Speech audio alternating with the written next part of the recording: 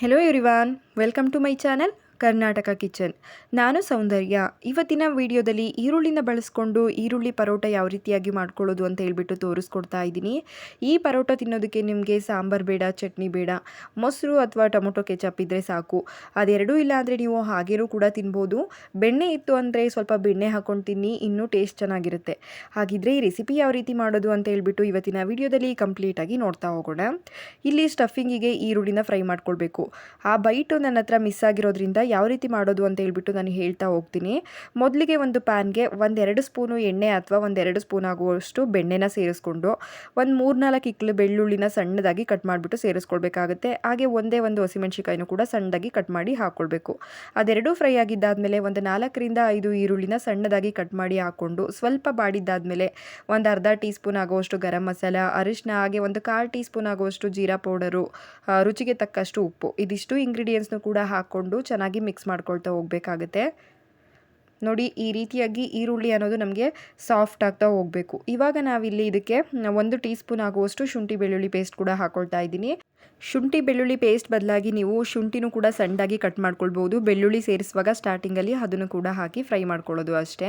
ಅಥವಾ ಶುಂಠಿ ಬೆಳ್ಳುಳ್ಳಿ ಪೇಸ್ಟ್ ಇದ್ದರೆ ಅದನ್ನು ಹಾಕಿ ಹಸಿ ಸ್ಮೆಲ್ ಹೋಗೋವರೆಗೂ ಕೂಡ ಫ್ರೈ ಮಾಡ್ಕೋಬೇಕು. ನಂತರ ಇದಕ್ಕೆ 1 ಟೇಬಲ್ ಸ್ಪೂನ್ ಆಗುವಷ್ಟು ಟೊಮೊಟೊ ಕೆಚಪ್, ಹಾಗೆ ಸ್ವಲ್ಪ ರೆಡ್ ಚಿಲ್ಲಿ ಫ್ಲೆಕ್ಸ್, ಹಾಗೆ ಆರಿಗೆನೋ ಹಾಕ್ಕೊಳ್ತಾ ಇದ್ದೀನಿ.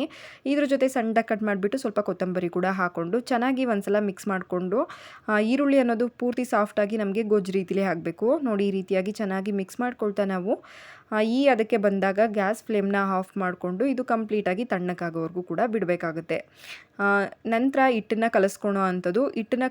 ಚಪಾತಿ ಹಿಟ್ಟು, ನಾರ್ಮಲಾಗಿ ನಾವು ಗೋಧಿ ಹಿಟ್ಟಿಗೆ ಸ್ವಲ್ಪ ಉಪ್ಪನ್ನು ಸೇರಿಸ್ಕೊಂಡು ಚಪಾತಿ ಹಿಟ್ಟನ್ನು ಕಲಿಸ್ಕೊಂಡಿರೋ ಅಂಥದ್ದು, ಅಥವಾ ಮನೇಲಿ ಚಪಾತಿ ಮಾಡಿದಾಗ ಚಪಾತಿ ಹಿಟ್ಟು ಉಳಿದಿದ್ರೆ ನೀವು ಅದರಲ್ಲೂ ಕೂಡ ಈ ರೀತಿಯಾಗಿ ಮಾಡ್ಕೊಳ್ಬೋದು.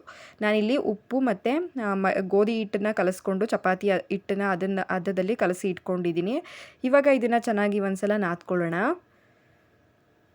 ನಾವು ಹಿಟ್ಟನ್ನು ಕಲಿಸ್ಕೊಂಡು 10 ನಿಮಿಷ ನೆನೆಯಲಿಕ್ಕೆ ಇಟ್ಟರೆ ಸಾಕು. ನಾನಿಲ್ಲಿ ಹಿಟ್ಟನ್ನು ಕಲಿಸ್ಕೊಂಡಿರೋ ಅಂಥ ವಿಡಿಯೋ ಕ್ಲಿಪ್ ಕೂಡ ಮಿಸ್ ಆಗಿದೆ. ಹಾಗಾಗಿ ಚಪಾತಿ ಹಿಟ್ಟನ್ನು ಯಾವ ರೀತಿಯಾಗಿ ಕಲಿಸ್ಕೊಳ್ತೀವೋ ಸೇಮ್ ಅದೇ ರೀತಿಯಲ್ಲಿ ಕಲಿಸ್ಕೊಳ್ಳೋದು ಅಷ್ಟೇ. ನೋಡಿ, ನಂತರ ಚೆನ್ನಾಗಿ ಒಂದ್ಸಲ ನಾದ್ಕೊಂಡಿದ್ದಾದಮೇಲೆ ನೀವು ಪರೋಟನ ಯಾವ ಸೈಜಲ್ಲಿ ಮಾಡ್ಕೊಳ್ತೀರಾ ನೋಡಿಬಿಟ್ಟು ಈ ರೀತಿ ರೌಂಡ್ ಮಾಡಿ ಇಟ್ಕೊಳ್ಳಿ. ಈಸಿ ಆಗುತ್ತೆ, ಬೇಗ ಮಾಡ್ಕೊಳ್ಬೋದು ಅಂತ ಹೇಳ್ಬಿಟ್ಟು. ನಂತರ ಇವಾಗ ಒಂದೊಂದಾಗಿ ಲಟ್ಟಿಸ್ಕೊಳ್ತಾ ಹೋಗೋಣ. ಚಪಾತಿ ಲಟ್ಟಿಸೋ ರೀತಿಲಿ ತಳವಾಗಿ ಲಟ್ಟಿಸ್ಕೊಳ್ಬೇಡಿ. ನಾನು ವಿಡಿಯೋದಲ್ಲಿ ತೋರಿಸ್ತೀನಿ, ಆ ಹದದಲ್ಲಿ ನೀವು ಚಪಾತಿನ ಲಟ್ಟಿಸ್ಕೊಳ್ಬೇಕಾಗುತ್ತೆ. ಸೆಂಟ್ರಲ್ಲಿ ಸ್ವಲ್ಪ ಮಂದವಾಗೇ ಇರಲಿ, ಸೈಡೆಲ್ಲ ಚೆನ್ನಾಗಿ ಲಟ್ಟಿಸ್ಕೊಳ್ಳಿ ಅಷ್ಟೇ. ನಾವು ಪರೋಟ ಮಾಡುವಾಗ ಸೆಂಟ್ರಲ್ಲಿ ತಳವಾಗಿದ್ದರೆ ಆಮೇಲೆ ಕಿತ್ತೋಗ್ಬಿಡುತ್ತೆ. ಹಾಗಾಗಿ ಇವಾಗ ಇದಕ್ಕೆ ನಾವು ಮಾಡ್ಕೊಂಡಿರೋವಂಥ ಸ್ಟಫಿಂಗ್ ಈಗ ತಣ್ಣಕ್ಕಾಗಿದೆ. ಇವಾಗ ಸೇರಿಸ್ಕೊಳ್ತಾ ಇದ್ದೀನಿ. ನಂತರ ನಾವೀಗ ಮೋಮೋಸ್ ಆಗಿರ್ಬೋದು, ಮೋದಕ ಆಗಿರ್ಬೋದು ಫೋಲ್ಡಿಂಗ್ ಮಾಡ್ಕೊಳ್ತೀವ, ಅದೇ ರೀತಿಯಲ್ಲಿ ನಾವು ಇದನ್ನು ಕೂಡ ಫೋಲ್ಡಿಂಗ್ ಮಾಡ್ಕೊಳ್ಬೇಕಾಗುತ್ತೆ. ಫೋಲ್ಡ್ ಮಾಡ್ಕೊಂಡಿದ್ದಾದಮೇಲೆ ಮೇಲ್ಗಡೆ ಸ್ವಲ್ಪ ಎಕ್ಸ್ಟ್ರಾ ಏನಿರುತ್ತೆ ಅದನ್ನು ಸ್ವಲ್ಪ ತೆಕ್ಕೊಳ್ಬೇಕು. ಇಲ್ಲಾಂದರೆ ನಿಮಗೆ ಪರೋಟ ಮಾಡಿದ ಮೇಲೆ ಹಿಟ್ಟು ತಿಂದಂಗೆ ಅನ್ನಿಸ್ಬಿಡುತ್ತೆ.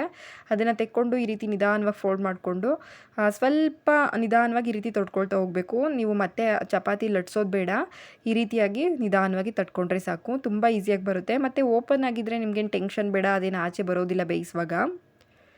ನೋಡಿ, ಈ ರೀತಿಯಾಗಿ ಮಾಡಿಟ್ಕೊಳ್ಬೇಕಾಗುತ್ತೆ. ಒಂದೊಂದನ್ನು ಕೂಡ ಈ ರೀತಿ ಮಾಡಿಟ್ಕೊಳ್ಳಿ. ನಂತರ ಯಾವ ರೀತಿ ಬೇಯಿಸ್ಕೊಳ್ಳೋದು ಅಂದರೆ, ಮತ್ತೆ ಒಂದು ಪ್ಯಾನಿಗೆ ಸ್ವಲ್ಪ ಎಣ್ಣೆ ಹಾಕ್ಕೊಳ್ತಾ ಇದ್ದೀನಿ. ಎಣ್ಣೆ, ತುಪ್ಪ, ಬೆಣ್ಣೆ ಯಾವುದ್ರಲ್ಲಾದರೂ ಬೇಯಿಸ್ಕೊಳ್ಬೋದು. ಯಾವುದಿರುತ್ತೋ ಅದನ್ನೇ ಹಾಕಿ ಬೇಯಿಸ್ಕೊಳ್ಳಿ. ನಂತರ ನಾವು ಮಾಡಿಟ್ಕೊಂಡಿರೋ ಅಂಥ ಪರೋಟನ ಹಾಕ್ಕೊಂಡು 2 ಸೈಡು ಕೂಡ ನಾವು ಮೀಡಿಯಮ್ ಉರಿಲಿ ಚೆನ್ನಾಗಿ ಬೇಯಿಸ್ಕೊಳ್ಬೇಕು. ಹೈ ಫ್ಲೇಮ್ ಇಟ್ಟು ಒಂದೇ ಸಲ ಬೇಯಿಸ್ಕೊಳ್ಬೇಡಿ. ನಿಧಾನವಾಗಿ ಮೀಡಿಯಮ್ ಉರಿ ಇಟ್ಬಿಟ್ಟು ನೀವು ಚೆನ್ನಾಗಿ ಬೇಯಿಸ್ಕೊಳ್ಬೇಕಾಗುತ್ತೆ. ನೋಡಿ, ಈ ರೀತಿಯಾಗಿ ಕಲರ್ ಚೆನ್ನಾಗಿ ಚೇಂಜ್ ಆಗಿದ್ದಾದಮೇಲೆ ನಾವು ಎತ್ಕೊಳ್ಬೇಕಾಗುತ್ತೆ. ಇಷ್ಟೇ, ತುಂಬ ಈಸಿಯಾಗಿ ಮಾಡ್ಕೊಳ್ಬೋದು. ಇದರ ಜೊತೆ ಸ್ವಲ್ಪ ಬೆಣ್ಣೆ ಹಾಕ್ಕೊಂಡು ತಿಂತಾ ಇದ್ದರೆ ತುಂಬಾ ಚೆನ್ನಾಗಿರುತ್ತೆ. ಈ ವಿಧಾನದಲ್ಲಿ ಒಂದ್ಸಲ ಟ್ರೈ ಮಾಡಿ.